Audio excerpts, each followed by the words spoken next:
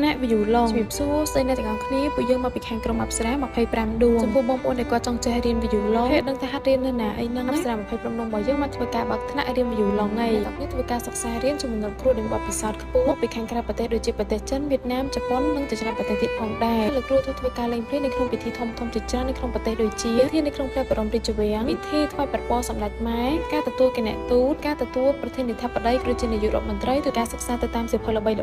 តាមស្តង់ដារបរទេសប្រកបទៅដោយបរិយាកាសល្អដោយការវឹកហាត់វិញគឺនៅសន្តាគារផ្កាយ5 Himawari Ota Apartment ពួកយើងធ្វើការទទួលសិស្សគ្រប់វ័យទាំងអស់មិនថាកុមារតូចៗឬក៏មនុស្សធំទេក្នុងការវឹកហាត់វិញអ្នកទាំងអស់គ្នាធ្វើការមហាត់សាឡបងបានរយៈពេល1ម៉ោងដោយហ្វ្រីការចុះឈ្មោះនៅក្នុងខែ5នេះអ្នកទាំងអស់គ្នាធ្វើការទទួលបានការបញ្ចុះតម្លៃ$100ភ្លាមៗតែម្ដង